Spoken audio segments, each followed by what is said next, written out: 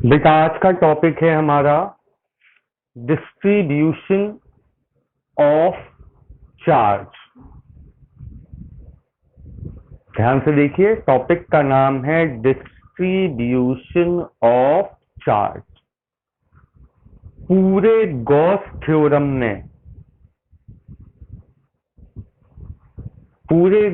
Theorem में ये topic आपके बहुत काम आएगा। ठीक है, देखिए हमारे पास दो टाइप के सॉलिड्स होते हैं।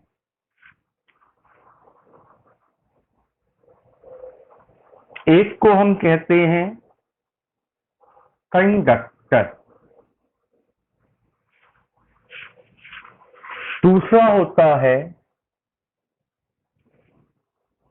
इंसुलेटर।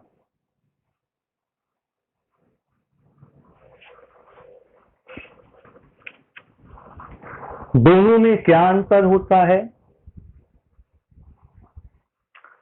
जो कंडक्टर है ये भी चार्ज को एक्सेप्ट करता है और इंसुलेटर भी चार्ज को एक्सेप्ट करता है। एक्सेप्ट दोनों करते हैं, याद रखना। चाहे कंडक्टर हो चाहे इंसुलेटर हो, दोनों ही चार्ज को एक्सेप्ट करते हैं। अंतर क्या है? कंडक्टर इस चार्ज को आगे कंडक्ट करता है, इंसुलेटर चार्ज को आगे कंडक्ट नहीं करता। ये पहला डिफरेंस है। ये आगे कंडक्ट करेगा चार्ज, ये आगे कंडक्ट नहीं करेगा। दूसरा मेन डिफरेंस, कंडक्टर पर चार्ज हमेशा उसके सरफेस पर डिस्ट्रीब्यूट होता है, जबकि इंसुलेटर में चार्ज उसके वॉल्यूम में डिस्ट्रीब्यूट होता है। जितने भी मेटल्स हैं उन पर चार्ज हमेशा कहाँ होगा? केवल सरफेस पर, अंदर कोई चार्ज नहीं होगा। जैसे आयरन की एक बॉल ले लो, तो आयरन की बॉल के बाहर तो चार्ज होगा, बट अंदर कोई चार्ज नहीं होगा। जबकि प्लास्टिक की एक बॉल लो या रबर की एक बॉल लो सॉलिड, तो उसमें चार्ज कहाँ होगा? पूरे वॉल्यूम में। इतना आपको क्लियर हुआ?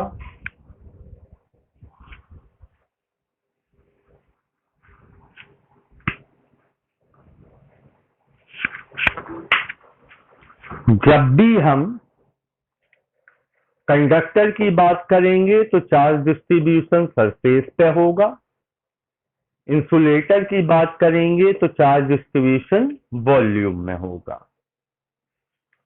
इस बिहाफ पर चार्ज डिस्ट्रीब्यूशन के तीन टाइप हैं।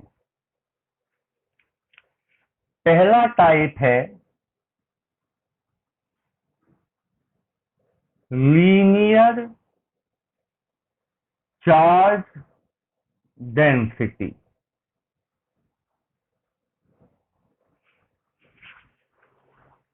चार्ज डिस्ट्रीब्यूशन का पहला टाइप है लीनियर चार्ज डेंसिटी, जिसे हम लैम्डा से रिप्रेजेंट करते हैं। एक बहुत पतला वायर जो होता है,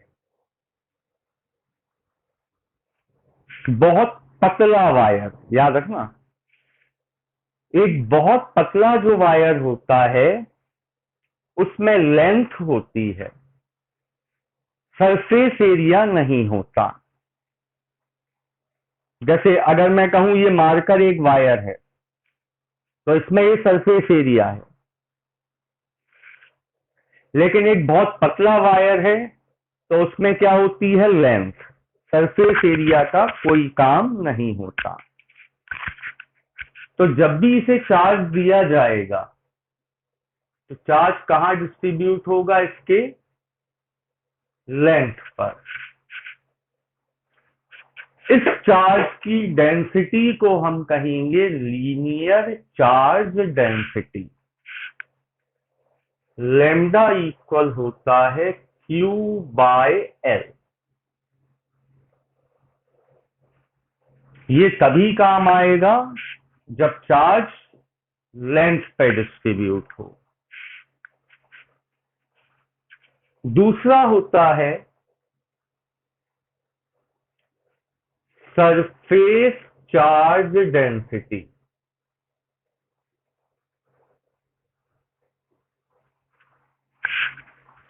सरफेस चार्ज डेंसिटी को लिखते हैं सिग्मा से। हिंदी में जो अधना होता है वही सिग्मा का सिंबल है। ये कब होगा, ये कब रोल में आएगा, जब चार्ज बॉडी के सरफेस पर डिस्ट्रीब्यूट होगा।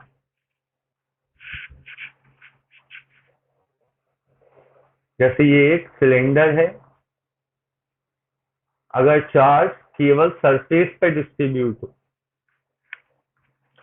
तो इसे हम कहेंगे कौन सी charge density, surface charge density.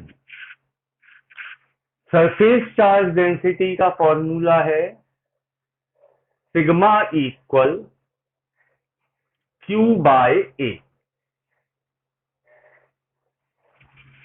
Charge upon area, Q/A। तीसरा होता है बेटा वॉल्यूम चार्ज डेंसिटी।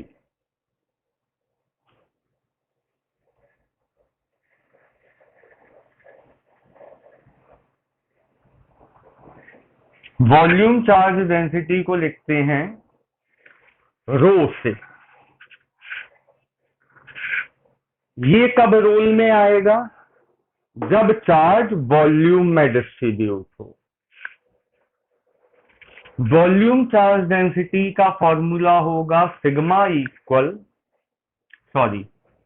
रो equal Q/V, charge upon volume. बताइए, इतना आप सबको क्लियर है? फर्स्ट वाला फिर से देख लीजिए। अगर एक बहुत थिन वायर है, बहुत पतला वायर है, तब चार्ज का डिस्ट्रीब्यूशन इसके लेंथ पे होगा। उस समय चार्ज की जो डेंसिटी है that is called linear charge density. अगर यही वायर मोटा हो जाए तो चार्ज का डिस्ट्रीब्यूशन सरफेस पे होगा, तब होगी सरफेस चार्ज डेंसिटी Q/A। और अगर यही वायर मान लो इंसुलेटर है तो चार्ज का डिस्ट्रीब्यूशन वॉल्यूम में होगा, तब आएगी volume charge density Q/V। Any doubt?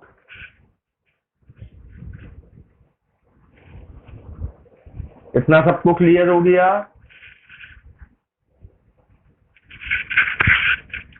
अब सुनिए, अगर बेटा बॉडी का शेप यूनिफॉर्म है तो चार्ज का डिस्ट्रीब्यूशन भी यूनिफॉर्म होगा, एक जैसा होगा। लेकिन अगर बॉडी का शेप नॉन यूनिफॉर्म है, ऐसा कुछ है मान लो, तो चार्ज का डिस्ट्रीब्यूशन वहां ज्यादा होगा जहां एरिया ऑफ क्रॉस सेक्शन कम हो, मतलब शार्प एजेस पर चार्ज का डिस्ट्रीब्यूशन ज्यादा होगा। ऐसा क्यों होगा, ये देखिए। कहां चार्ज कलेक्शन हाई होगा, जहां एरिया ऑफ क्रॉस सेक्शन कम होगा वहां चार्ज की डेंसिटी हाई होगी। तो अगर बॉडी नॉन यूनिफॉर्म है तो चार्ज का कलेक्शन वहां हाई होगा जहां एरिया ऑफ क्रॉस सेक्शन कम है। जैसे कभी कभी हमारे इस पॉइंट पे करंट लगता है, यहीं क्यों लगता, ये पूरे हाथ में क्यों नहीं लगता?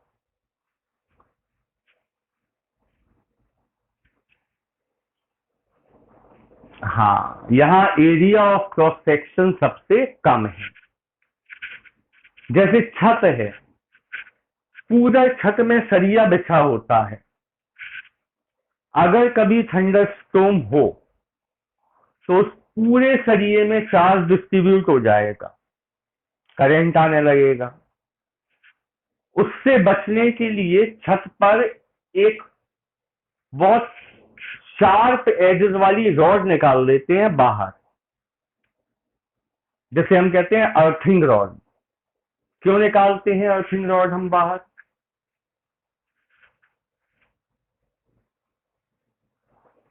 जब भी थंडरस्टॉर्म होगा तो थंडरस्टॉर्म में चार्ज कौन सी जगह ढूंढेगा, जहां एरिया ऑफ क्रॉस सेक्शन सबसे कम हो। तो पूरी छत में जो एक अर्थिंग वाला पोल लगा हुआ है, वहां पूरा चार्ज कलेक्ट होके कहां चला जाएगा, अर्थ में। अर्थ हमारी क्या है, इंसुलेटर।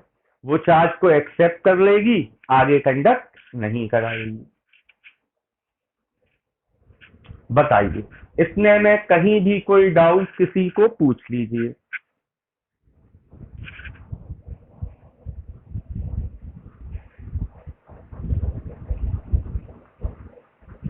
नहीं। अब गॉस थ्योरम में एक शब्द बार बार आएगा, इनफाइनाइट लॉन्ग। जैसे आया इनफाइनाइट लॉन्ग वायर, तो इसका मतलब ये बिल्कुल भी नहीं है कि वायर की लेंथ इनफाइनाइट तक गई है। इसका मतलब ये है कि जो पॉइंट ऑफ ऑब्जर्वेशन है,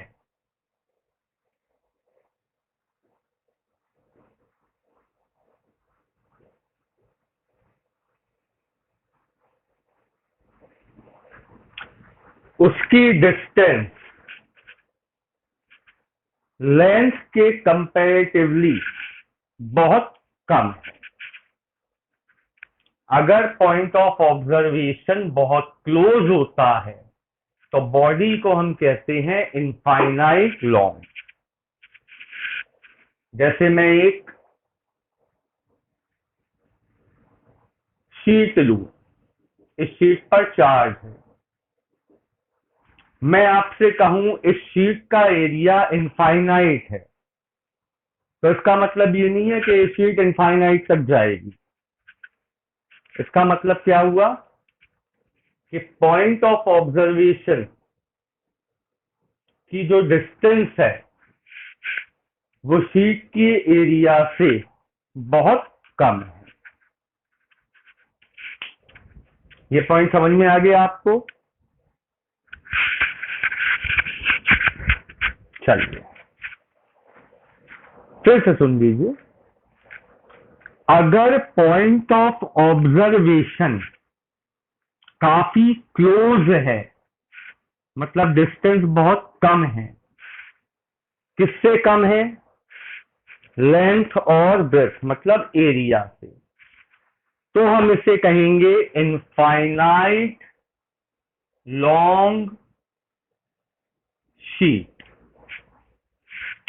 मेरे कहने का मतलब ये है कि इनफाइनाइट का मतलब ये मत समझना कि शीट का एरिया इनफाइनाइट तक जाएगा। क्यों कहेंगे इसे इनफाइनाइट लॉन्ग? क्योंकि इसका एरिया बहुत ज्यादा है as compared to distance of point of observation. अब क्लियर?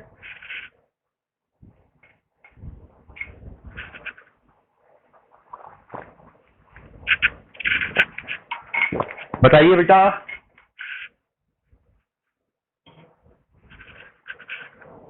ठीक है, अब शुरू करते हैं हम फर्स्ट डेरिवेशन।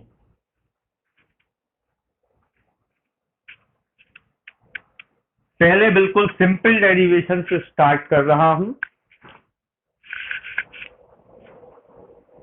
जितनी भी डेरिवेशंस हैं उन सब में हमें